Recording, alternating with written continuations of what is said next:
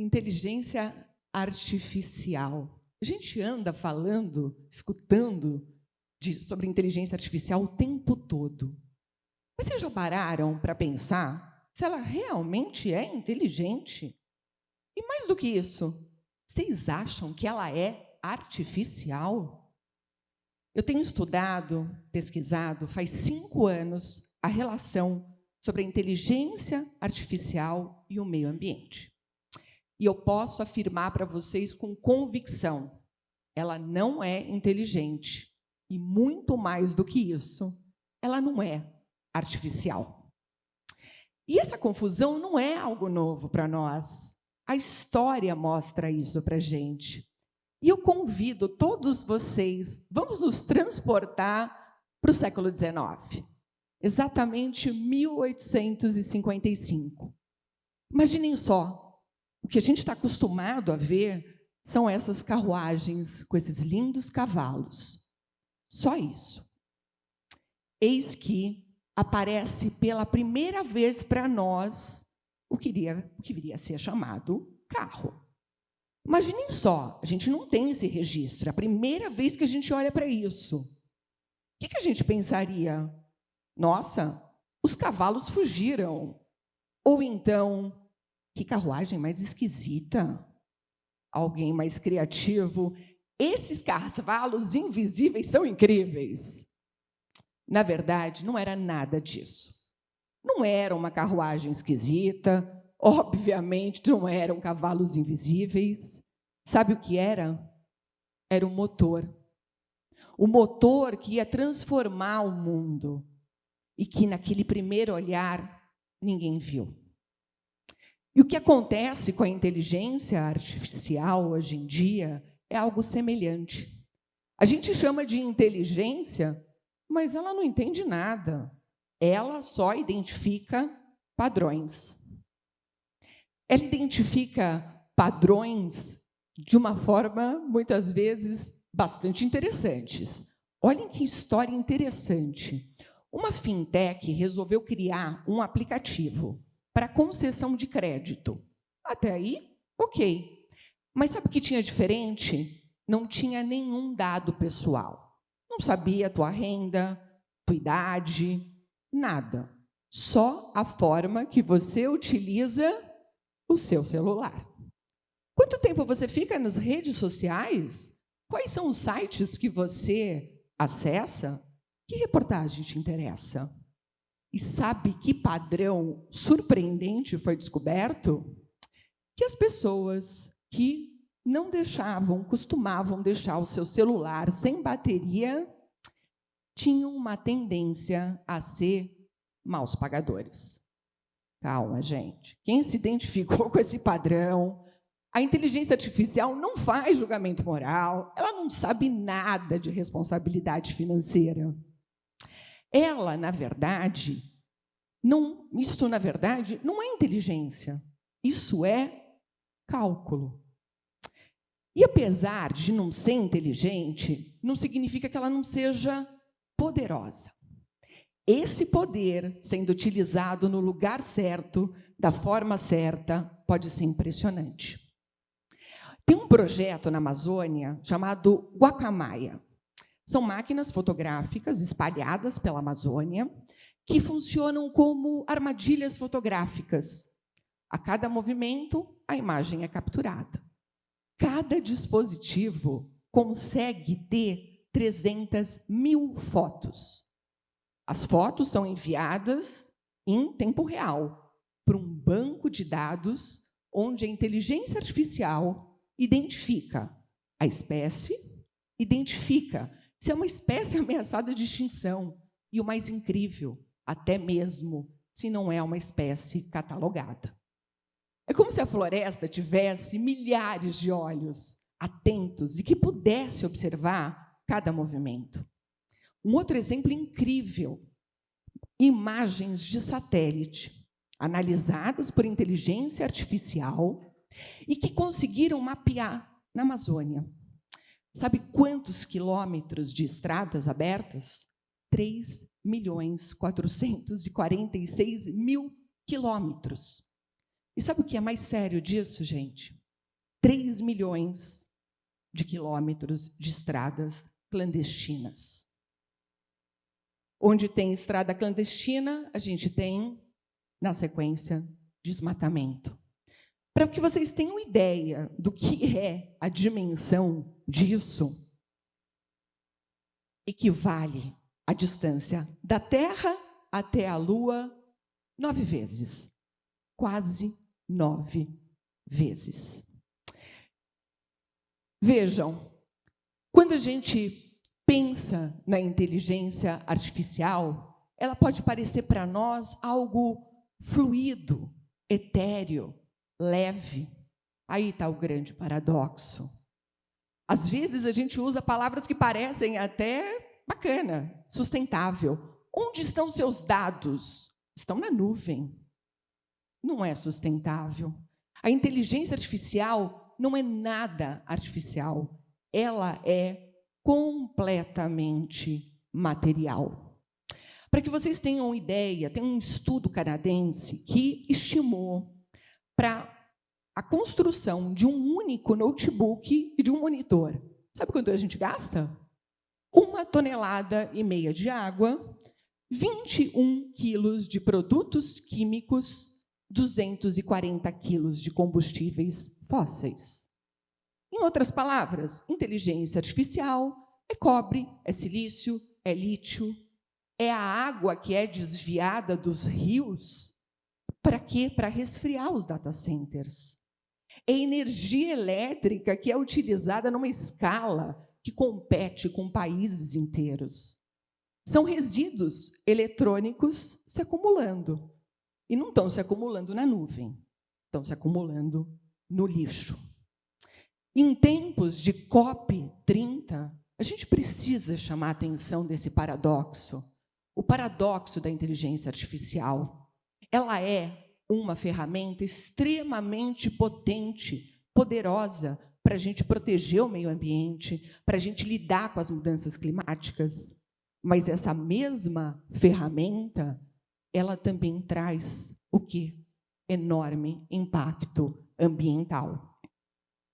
E sabe o que é mais grave? O que a gente precisa realmente de urgência é que a gente não está falando de uma simples inovação. A gente está falando de uma tecnologia de propósito geral.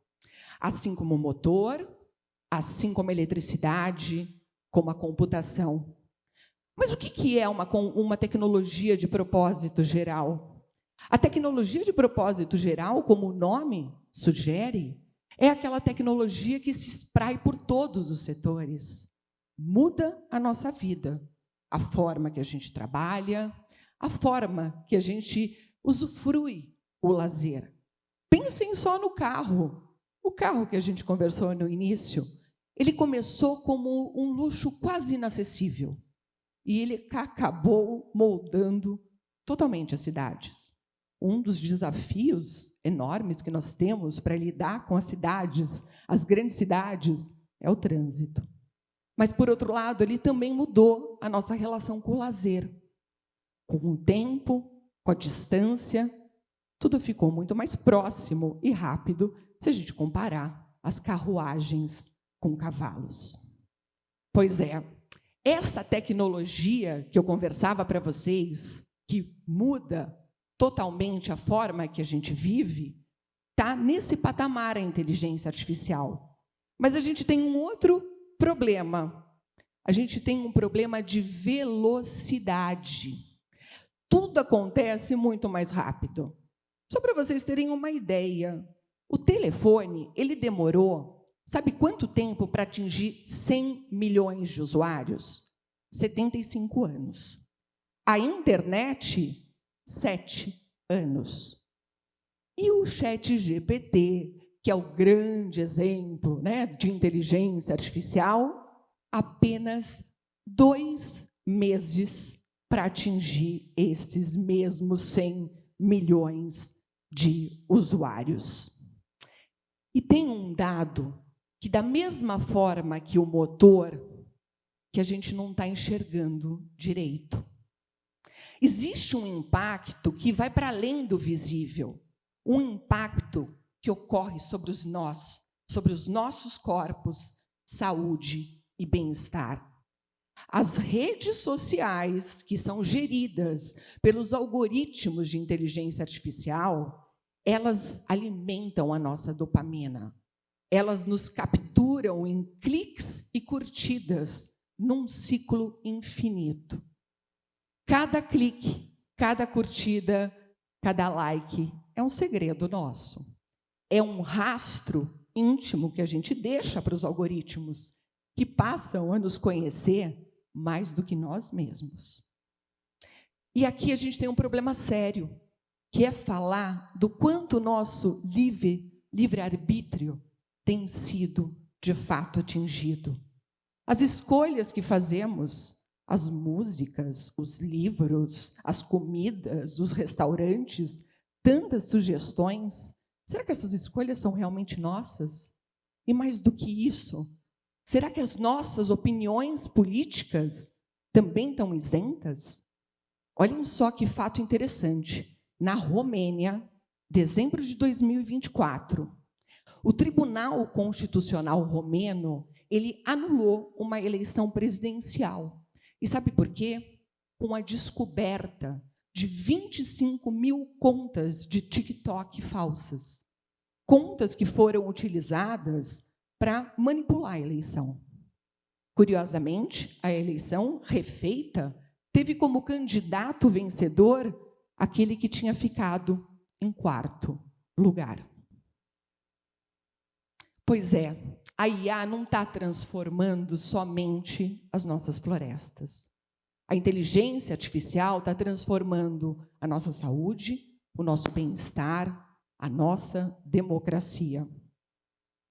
Como um motor que estava invisível lá, que a gente não conseguia, de fato, notar naquele primeiro olhar. Essa poluição invisível da inteligência artificial está escondida atrás de telas brilhantes e promessas de conveniência. A minha pesquisa me deixou algo muito claro. A poluição das fábricas foi para o século XX, o que a poluição dos dados está sendo para o nosso século XXI.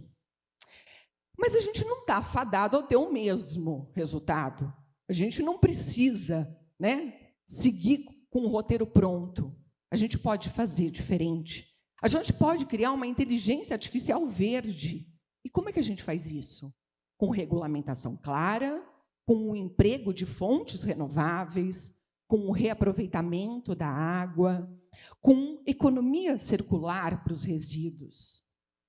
E, além disso, além desse cuidado com a infraestrutura, a gente precisa ter letramento digital. Não tem clique inocente, não tem like inocente, a gente está deixando rastros o tempo todo para os algoritmos. A gente precisa recuperar o nosso livre-arbítrio através da compreensão, da consciência de como esses algoritmos funcionam. E fato é que a nossa vida está cada vez mais digital.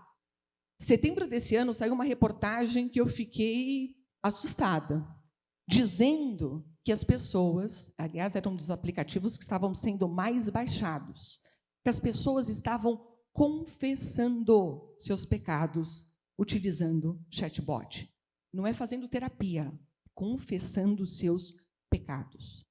Os nossos afetos, as nossas decisões, os nossos trabalhos, eles estão cada vez mais no espaço digital. E é nesse sentido que eu gosto muito de um filósofo, Luciano Floridi. Ele fala que a gente vive uma nova relação, um novo casamento. O casamento entre o azul da inteligência artificial e o verde da natureza, onde nós, claro, estamos inseridos. E ele diz, bem, a gente precisa decidir que casamento, que relação que a gente quer. É de conflito ou de harmonia? A gente vai usar a inteligência artificial para cuidar, para proteger o nosso meio ambiente, ou a gente vai utilizá-la como um novo motor de destruição? Para que a gente possa ser vitorioso, ter sucesso nessa nova relação, a gente sabe, né? Casamento, relação nova, nunca é muito fácil. A gente precisa ter consciência. A mesma consciência que Rachel Carson trouxe para nós em 1962, com um livro que mudaria, principalmente do ponto de vista ambiental, o mundo. A Primavera Silenciosa. Sabem por que o título se chama Primavera Silenciosa? É pelos pássaros que cada vez mais não cantavam. Havia, que parecia na época, um símbolo de progresso. Os pesticidas garantiam lavouras fartas, campos verdes. Mas o que a sociedade, o que a própria ciência não estava vendo, era o que estava ocorrendo. A cada colheita, o solo estava mais contaminado. A cada avanço, os cantos dos pássaros eram cada vez mais raros. O progresso parecia limpo, como os nossos dados da nuvem, mas era tóxico. E eu acho, né, pelo que eu venho pesquisando, que talvez a gente esteja vivendo algo semelhante com a inteligência artificial. Uma inteligência artificial que não é inteligente, é cálculo, que é muito menos artificial, é completa de recursos minerais, água, ar, e que chamamos de nuvem, o que, na verdade, está completamente enraizado. Pensem nos data centers. Da mesma forma que aquele motor, que os pesticidas, a gente talvez não esteja vendo o que, de fato, esse novo avanço da inteligência artificial está trazendo para nós. Talvez o que a gente chama de avanço seja não só uma grande poluição do ar, da água, mas sim uma poluição sobre o nosso bem-estar, a nossa saúde, a nossa democracia. E por isso, eu trago aqui uma inquietação que me acompanha ao longo dessa pesquisa.